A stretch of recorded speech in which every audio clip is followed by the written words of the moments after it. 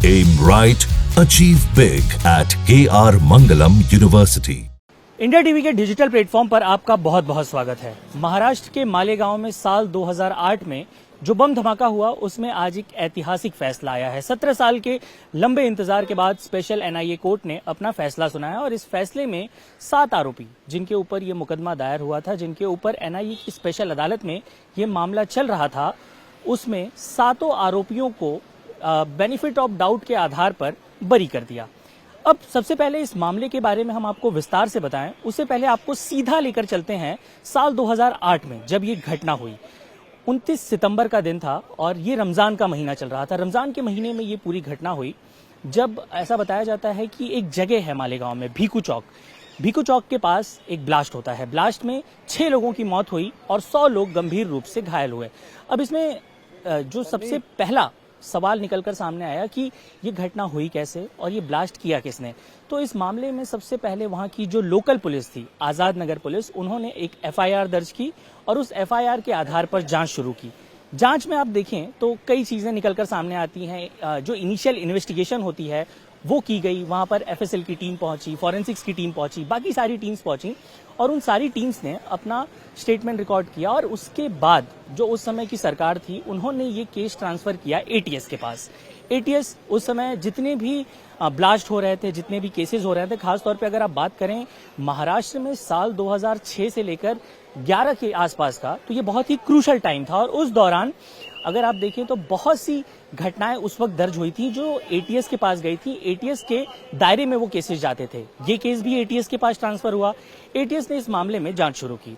उन्होंने अलग अलग समय पर सप्लीमेंट्री रिपोर्ट जो है वो दाखिल की, लेकिन उसके पहले जो आजाद नगर पुलिस ने केस रजिस्टर किया था, उसी केस के आधार पर काला चौकी पुलिस स्टेशन में एटीएस ने केस रजिस्टर किया और उस आधार पर जो गवाह हैं, जो साक्ष्य हैं, उन सभी को चुनना शुरू किया, पकड़ना शुरू किया, गिरफ्तारियां हुई और इस मामले में कुल मिलाकर 14 आरोपियों को एटीएस ने गिरफ्तार किया। अब इस मामले में जब जांच आगे बढ़ी तो साल 2011 में होम मिनिस्ट्री ने सुओ मोटो लेते हुए इस जांच को ट्रांसफर कर दिया केंद्रीय जांच एजेंसी एनआईए के पास।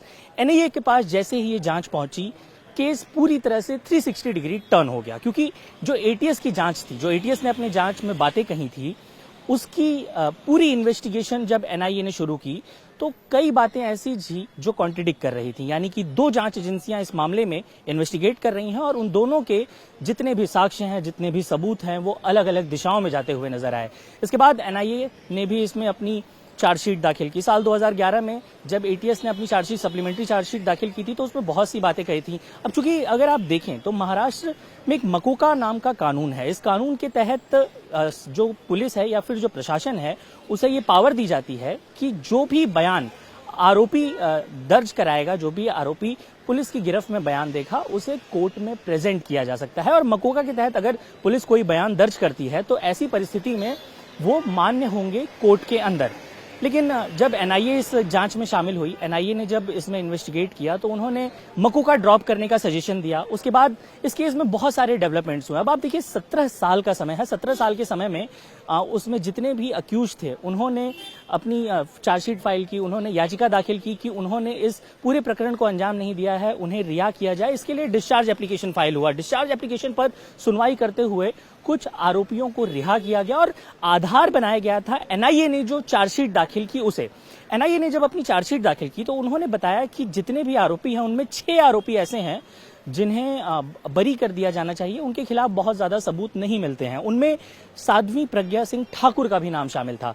साध्वी को रिहा करने की बात एनआईए ने की अपनी चार्जशीट में, लेकिन कोर्ट ने इस बात को नहीं माना। कोर्ट ने कहा कि साध्वी प्रज्ञा के खिलाफ जो भी सबूत हैं वो इस बात को जाहिर करते हैं कि उनकी संलिप्तता इस ब्लास्ट में हो सकती है और इसीलिए इस केस को आगे रखा गया। अब बात करते हैं साध्वी प्रज्ञा ठाकुर की संलिप्तता के बारे में कि एटीएस ने अपनी जांच में क्या कुछ कहा था। एक मोटरसाइकिल थी, फ्रीडम नाम की एक मोटरसाइकिल थी, जिसका जो रजिस्ट्रेशन था वो किया गया था साध्वी प्रज्ञा के नाम पर। ऐसा कहा जाता है कि साध्वी प्रज्ञा को किसी ने वो गिफ्ट की थी, किसी ने तोहफे में दी थी और उसके बाद उन्होंने वो किसी और को दे दी।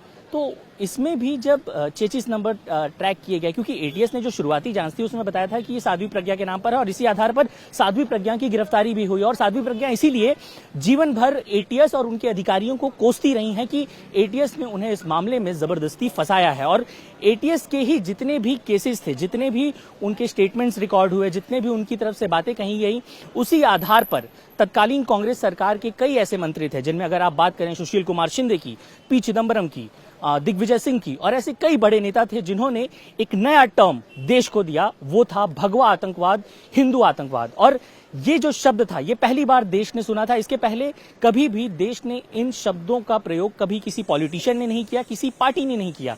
लेकिन जब इन शब्दों का प्रयोग हुआ, उसके बाद इस मामले में इन्वेस्टिगेशन और आगे बढ़ती गई। 2019 में सभी को बॉम्बे हाई कोर्ट से जमानत भी मिल गई और उसके बाद ये फैसला रिजर्व हुआ। इस दौरान अगर आप देखें तो बहुत से घटनाक्रम हुए, लगभग 300 से ज्यादा जो है वो बयान दर्ज किए गए, साक्षीदार दर्ज किए गए। उसके बाद इस मामले में डेवलपमेंट्स हुई, उसमें 40 ऐसे गवाह थे जो हॉस्टाइल हो गए, कई ऐसे गवाह थे जो मुकर गए, 25 से लगभग आसपास जितने भी गवाह थे उनकी मौत हो चुकी है। अब इस मामले में वो उनकी गवाही मायने रखती नहीं है और बहुत से लगभग 30 से ज्यादा गवाह ऐसे थे जो ऑन रिकॉर्ड उन्होंने अपना बयान ही बदल दिया। अब आप देखें तो जो बयान भी थे वो भी दिलचस्प है कि जब एनआईए ने बयान दर्ज किया तो उनके सामने बयान देते हुए कहा कि ये तो हमारा बयान ही नहीं है, ये तो हमने कभी कहा ही नहीं, एटीएस ने ये क्या लिखा हुआ है, ये तो हमें पता ही नहीं है। तो इस तरह की बातें जब साक्षीदार, जब गवाह इस तरह की बातें करने लगे तो एनआईए ने अपनी रिपोर्ट में इस बात को साफ तौर पर जाहिर कर दिया कि एटीएस ने कई ऐसे लोग हैं, कई ऐसे गवाह हैं, कई ऐसे साक्षीदार हैं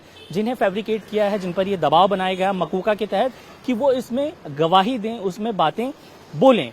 और इस आधार पर ये जो दो एजेंसियां हैं उन दोनों के इन्वेस्टिगेशन में कॉन्ट्रडिक्शन आपको साफ तौर पर देखने को मिल जाता है। अब आज जो सुनवाई हुई वो महत्वपूर्ण है। सबसे पहले आज कोर्ट में क्या हुआ इस बारे में आपको बताते हैं। दरअसल जब ये 7 आरोपी जो इस वक्त, बाकी अगर 14 आरोपी की बात की जाए तो उनमें 5 को तो बरी कर दिया गया था, 2 फरार थे और जो 7 आरोपी थे उन पर एनआईए कोर्ट ने चार्जेस फ्रेम किए। चार्जेस फ्रेम करके कहा कि इन 7 आरोपियों की बॉम्ब ब्लास्ट में संलिप्तता साफ तौर पर जाहिर होती है और इसलिए इसमें आगे इन्वेस्टिगेशन होगी और उसी आधार पर फैसला होगा। इसमें 7 नाम थे। 7 में अजय राहिलकर, कर्नल लेफ्टिनेंट पुरोहित, प्रज्ञा सिंह ठाकुर, सुधाकर द्विवेदी, चतुर्वेदी और इसके अलावा मेजर रमेश उपाध्याय का नाम शामिल था। ये 7 ऐसे आरोपी हैं जिन्हें अक्यूज रखा गया था और आज इनको ही कोर्ट में बरी किया गया है बेनिफिट ऑफ डाउट के आधार पर, यानी कि उनके खिलाफ बहुत ज्यादा सबूत नहीं मिले। कोर्ट में बहुत सी महत्वपूर्ण बातें कही गई केस को लेकर और जो सबसे ज्यादा दिलचस्प बात है इस केस में कि कोर्ट ने कहा कि ब्लास्ट जो है वो मोटरसाइकिल में हुआ या नहीं ये साबित नहीं होता है, यानी कि जो पूरी इन्वेस्टिगेशन थी एटीएस की वो धरी की धरी रह गई। वो पूरी इन्वेस्टिगेशन पर ही सीधा सवाल उठता है। कोर्ट ने जो अपना जजमेंट दिया है उस आधार पर। अब अगर आप देखें तो इस मामले में अगर इतना बड़ा टर्न हो रहा है, 360 डिग्री टर्न हो रहा है, तो सवाल उठने बेहद लाजमी है। क्योंकि कोर्ट अगर इस बात का जिक्र करती है, कोर्ट ने ये भी कहा कि कोई भी धर्म आतंकवाद नहीं सिखाता और ये बात अगर आप देखें, एक और दिलचस्प बात है कि कल गृह मंत्री अमित शाह ने लोकसभा में एक बयान दिया जिसमें उन्होंने कहा कि हिंदू धर्म आतंकवादी नहीं हो सकता, भगवा आतंकवादी नहीं हो सकता और इस तरह की बातें कहीं। और आज उस पर कोर्ट के इस फैसले ने मुहर भी लगाई है, क्योंकि भूतकाल में जिस तरह से तत्कालीन सरकारों ने इसका एक पॉलिटिकल नैरेटिव सेट किया, जिस तरह से इस पूरे प्रकरण में बातें की गई, आज कोर्ट का जो भी फैसला आया है उसके बाद अब ये सीधा सवाल उठता है कि इस मामले में क्या जितना भी इन्वेस्टिगेशन हुआ क्या वो गलत था। क्योंकि एनआईए ने बहुत सी बातें तो तर्क के आधार पर साफ कर दी, लेकिन मामला उसी दौरान कमजोर हो चुका था जिस दौरान एनआईए ने ये बात कही कि मकोका लगाने की कोई जरूरत नहीं है, उसे ड्रॉप कर दिया जाए। और उसके बाद धीरे धीरे ये केस जितने भी आरोपी हैं उनके फेवर में जाता हुआ नजर आया और अब चूंकि अब ये फैसला आ गया है तो बाकी जितने भी लोग हैं, जितने भी तर्क वितर्क करने वाले लोग हैं, वो सभी ये कह रहे हैं कि ये आखिरी फैसला नहीं है। एनआईए स्पेशल अदालत ने अपना फैसला दिया है, उसके बाद बॉम्बे हाई कोर्ट का रुख होगा, उसके बाद सुप्रीम कोर्ट का रुख होगा। तो जो कानूनी प्रक्रियाएं हैं, दावपेच हैं, वो तो लगातार इस मामले में चलते रहेंगे। लेकिन सबसे बड़ा सवाल ये उठता है कि एक बार फिर से एटीएस की जांच पर सवाल खड़े हुए हैं, क्योंकि इसके पहले अगर देखें तो कुछ ही दिनों पहले 7/11 जो ब्लास्ट हुआ था उसमें भी 12 आरोपियों को बरी कर दिया गया और उसके बाद एक बार फिर से एटीएस की जांच पर सवाल खड़े हो रहे हैं। और जिस तरह से तत्कालीन सरकार के मंत्रियों ने, नेताओं ने एक टर्म का उपयोग किया था भगवा आतंकवाद, आज कोर्ट के फैसले के बाद ये साफ हो गया है कि ऐसा कुछ भी नहीं था। भारत में कभी ऐसी कोई परिस्थिति नहीं हुई और आज तक ये नैरेटिव केवल सेट करने की कोशिश की गई कि भगवा आतंकवाद या हिंदू आतंकवाद होता है। तो अब चूंकि कोर्ट का फैसला आ चुका है, आप देखिए कि कोर्ट के बाहर अभी भी लोगों का आना जाना लगा हुआ है। कर्नल पुरोहित का जो कॉन्वॉय है वो यहाँ पर लगा हुआ है। आदमी किसी भी वक्त निकल सकती हैं। अब देखना यह होगा कि जब ये मामला हाईकोर्ट की बेंच पर जाएगा, कई बार ऐसा होता है कि निचली अदालत के फैसलों को बदला जाता है, लेकिन एक 17 साल के इंतजार के बाद अब जब ये फैसला आया है तो उस फैसले पर एक तरफ जो आरोपी पक्ष था, जो आरोपियों की पूरी जो एक लिस्ट सामने आई थी, जो भगवा आतंकवाद था, उन सभी पर एक सवाल भी कोर्ट ने जजमेंट में अपने खड़ा किया है और उन्हें एक राहत दी है। वहीं जितने भी विक्टिम्स हैं, विक्टिम्स की तरफ से भी ये बात कही जा रही है कि वो अब बॉम्बे हाई कोर्ट का रुख करेंगे। कानूनी प्रक्रियाओं में अब इस केस को आगे ले जाया जाएगा। अब देखना ये होगा कि जब बॉम्बे हाई कोर्ट की बेंच पर इसे पटल पर ले जाया जाएगा तो कोर्ट उसे एक्सेप्ट करती है या नहीं, और जब वहां हियरिंग शुरू होगी तो एक बार फिर से इसका निचली अदालत के फैसले को ऊपर चुनौती दी जाएगी और एक बार फिर से शुरू होगा कानून का वो दांवपेच जो पिछले 17 सालों से चला आ रहा था। एक बार फिर से उस प्रक्रिया में वो सभी लोग शामिल होंगे जो इस पूरे प्रकरण में शामिल थे। कैमरामैन सागर खाड़े के साथ साकेत राय, इंडिया टीवी, मुंबई।